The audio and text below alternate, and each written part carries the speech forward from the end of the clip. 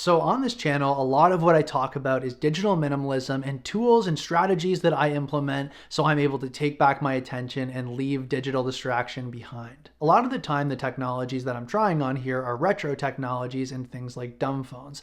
Here's one that I've been using lately, which is the Cat S22 Flip, kind of a hybrid between a smartphone and a dumb phone form factor. But in my life, I don't use the dumb phone full time. It's a companion device to me, to my smartphone. And today I want to talk about that side of things. Today we're talking about why I've chosen to use the iPhone 13 mini here in 2025. But first, if you don't know me, I'm Spencer, and I like to talk about simple living, frugality, and digital minimalism. Let's get started. So first of all, you may be asking yourself, why am I even talking about a smartphone on this channel? Isn't that blasphemous coming from a single purpose tech guy like myself? Honestly, guys, I don't think so. And let me explain a little bit about why before I get into why I chose this particular device, the iPhone 13 mini. First off, we have to get real that we are living in a smart world, and it's not going to be viable for everyone to make the switch to a dumb phone. This could be for family reasons, like communicating with distant relatives via a certain app, or it could be because of work constraints. I myself need a smartphone for my job in the film industry, and I use my smartphone almost every day to do things like controlling cameras or gimbals, or even using my smartphone as a remote monitor when the camera's not always close by. Now, you may live a certain type of life where you feel that you just don't need a smartphone, and that's totally okay, and you may find yourself wanting to opt for a simpler device like the ones that I test and discuss on this channel. But we have to recognize that that just won't be possible for every single person out there. Next, we can't just assume that everyone hates the smartphone. I think it's very easy in this type of digital minimalism community to think that the smartphone is the devil, and I guess I'm guilty to a degree of stoking those flames as well. And of course, there are many problems with the smartphone, and particularly with how we're using it, but there's also a lot of benefits as well. Now, I've made videos on these topics in the past, as well as the things that I like about the smartphone, namely the camera and the GPS functions. One of the biggest issues, which I want to come back to again and again in 2025, is not looking at the smartphone or other devices like it as bad in all cases, as universally bad things, and instead reevaluating the relationship that we have with them. These devices are still relatively new. The iPhone hasn't been around for even 20 years yet. So we're still trying to kind of find how we relate to these things and how to best use these tools as tools and not tools for distraction. We are just getting used to these types of devices, and I do see a world in the future where we do figure out how to use them and to get the best from them without them getting the best from us. And since I picked up this used iPhone 13 mini a few months ago, I found myself forging a better path toward my technology usage as well. So let's get into some of the particulars now as to why that is. So the first reason why I've chosen the iPhone 13 mini in 2025 is, of course, the size. This device is one of the smallest smartphones in recent years. I mean, compared to the original iPhones, it's not that small, but compared to my iPhone 11, which I was just coming from, this thing is a lot smaller. Here it is in the corner of the iPhone 11, and you can just kind of get a sense of how much smaller this phone is. And it feels a lot smaller in the hand as well. Now, my girlfriend never gets rid of any of her old tech. Thankfully, that's where I got my iPod from. And as a result, I have a few older iPhones to compare the iPhone 13 mini to as well. One of them being this, the iPhone 5S, I believe. Now, this one has the button on it, but it still utilizes a very similar design language to what we see on the iPhone 13 mini. Now, also to compare, I have my girlfriend's old iPhone 6S, which is designed similarly to what we see with the iPhone SE. Now, side by side here, the iPhone 6S is actually bigger than the iPhone 13 mini. So as you can see, we're kind of in between the iPhone 6S and the 5S in size, which is pretty small by comparison to any of the phones today. The iPhone 13 mini is diminutive in many hands. It's this compact size where you can just put it in your pocket and forget about it. This contrasts the phones of today that are basically taking after tablets in the size that they're getting to because they're optimized for media consumption. And I think that really highlights almost more than anything how the smartphone is viewed and how it's utilized as a tool for distraction more than just a tool in general. When the original iPhones came out, like the iPhone 3 and the 4, there wasn't social media yet. Those things came with things like, an iPod function or a compass, or you could access the internet, or you could do messaging or calls. They were much more dedicated to being a tool, an all-in-one, jack-of-all-trades, Swiss Army type device. They were made to be sleek and relatively small so that they could easily slot into your life and be a helpful tool for you whenever you needed it. But as things like social media came to dominate how people use their devices, people were spending more time on their devices and they wanted the screen to be bigger and more comfortable to use for that time. And a lot of the reason why companies have gotten rid of making devices like this is because they're just not as popular.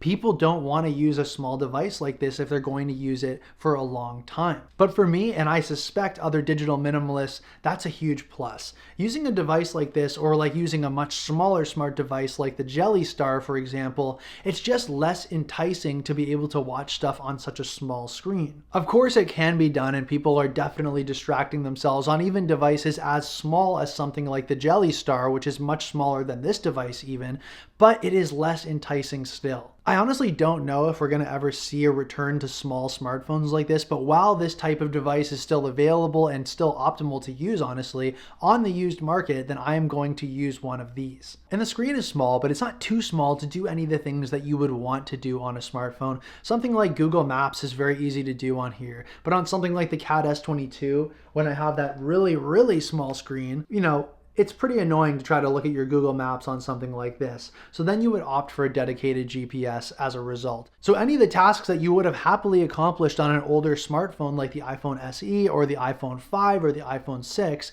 you can get accomplished on here with ease, but it's just not so big that it's geared to media consumption as much as some of the tablet-sized phones that we're seeing today are. So the second thing that I really like about the iPhone 13 mini, and something that you may not have expected me to say, but what I think is a great thing for people who are digital minimalists and people wanting to be intentional about their devices that they choose, is the software support and security updates, namely, that you're going to get from somebody like Apple. Now, in our world where last year's phone is considered ancient, you're going to see tons of videos coming out saying, is the iPhone 15 Pro Max still worth it in 2025?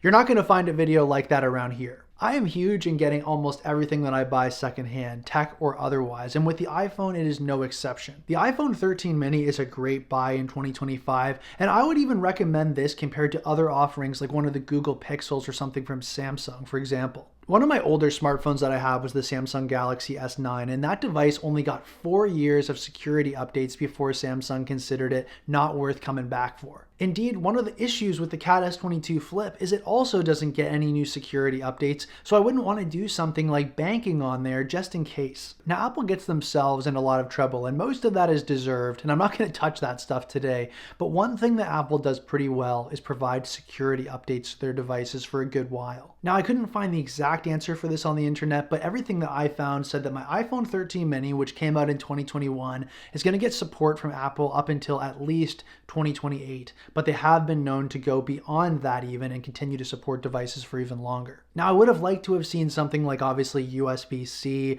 or even interchangeable battery or something like this so I could service this device and keep it going for longer myself, but it is good in this modern tech landscape to know that something like security updates are going to be provided to a device like this for so long into the future.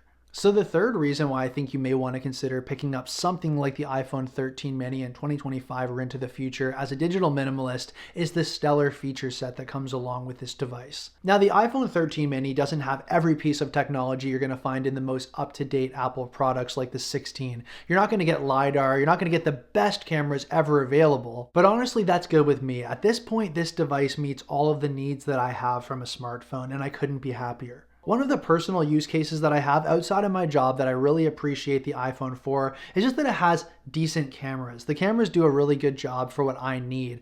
When I'm editing a YouTube video or something, I just need that extra piece of B-roll while I'm already doing the edit. I can just grab the iPhone 13 mini, get a quick clip of B-roll, and then airdrop it to my computer and get right back to editing. Now, there's a lot of other great features about this device too, and I'm not really going to get into them today because honestly, I don't really care that much. If you have to have the best of the best phone, you're probably going to want the newest one that's available, but for me, the iPhone 13 checks all of the boxes as far as features are concerned just fine. So coming back to the idea of screen size and how much screen real estate you actually get with a device like this, I'll talk about the fourth thing that I like about the iPhone 13 mini, and that is a focus on the essentials, and specifically the ability to do monotasking. What I mean by that is that with larger tablet-sized devices, phones that are getting to the size of being tablets, like those ones that actually unfold and double in size, those are optimized for multitasking. You see this when people are reviewing things like the iPad, they talk about the ability to multitask on there as one of the pros of the device. You'll see people with multiple windows up. Maybe they'll have a YouTube video, they'll have some sort of video or photo editor up, or they'll be drawing something, or perhaps they'll have a text conversation up, or even music. Those things are all going to be separate panels, all covering the iPad's screen. They're looking at being able to do all of these different things at once, and they're looking at it as a good thing, which I don't so much agree with. Where those big devices are maybe helpful for things like multitasking, something like the iPhone 13 mini is made for the monotaskers. With the iPhone 13 mini, look at how small the screen is of this thing. That's the reason why you're interested in this device anyway. There just isn't that real estate to multitask on this device. You have to really just do one thing at a time, and I think that's a good thing. One of the things which people would definitely consider a downside, which I'm not so sure necessarily has to be seen that way, is that this device gets quite hot. I wouldn't say it overheats, but it's definitely warm in the hand, especially if I have multiple apps open and I haven't actually closed them out. But because the 13 mini gets so warm when I have different applications open, performance is negatively impacted. So I try to do one thing at a time as a result, and I think I'm better off for it anyway. So if you're a digital minimalist, you're trying to focus on the essential, a device like this with the perceived barrier of overheating might actually be a good thing for you, a pro rather than a con. And folks, lastly, the fifth thing that I really like about the iPhone 13 mini, and what I think makes it a good buy for anyone interested, but especially digital minimalists, is the price. Now, this phone is now 3 generations old, and as far as phones go, that's ancient, and that makes this a pretty good deal. Now, I've got to say that people are noticing that this device, being a small device, might make it an optimal device for digital minimalists. So I think there has been a little bit of a spike in price as interest has also spiked. But if you take your time and you do your searching, you will find a good deal for one of these on the secondhand market. I picked mine up for 400 Canadian dollars, or approximately 275 USD. And I'm pretty happy about that because I'm pretty frugal and I'm also a minimalist, at least in mindset, and I like to maximize value while minimizing cost, and the iPhone 13 mini definitely checks those boxes for me. Now, of course, as I said, there is some more interest in smaller smartphones like this, but I think keeping up with the Joneses always overcomes, and as long as these devices remain a few years old, which is ancient by smartphone standards, then keeping up with the Joneses is going to keep the price low. So that's just about it for today, guys. Just a few of the reasons why I've chosen to use the iPhone 13 mini, this device right here, as my smartphone of choice in 2025, and why as a digital minimalist, I think you might want to consider it as well. Now, I have no plans of stopping talking about simple tech and dumb phones into the future. In fact, I've been in touch with a few dumb phone manufacturers to be sending me some models for review, which I will be discussing on the channel in the near future. But if you're like me and for whatever reason you can't ditch a smart device completely, I think something like the iPhone 13 mini is a great buy. The prices are relatively low, the feature set is pretty high, you're not going to get that tablet-sized content consumption device like you're seeing with so many of the smartphones out today. This thing harkens back to a past time a little bit in smartphones when they were viewed more as a tool than a tool for distraction, and that's how I want to view the smartphone in 2025 and into the future, guys. So I hope you agree with me, I hope you found this video interesting. If you have anything more to say on this topic, I would love to hear from you down below in the comments section. Thank you very much for watching, and I'll see you in the next one.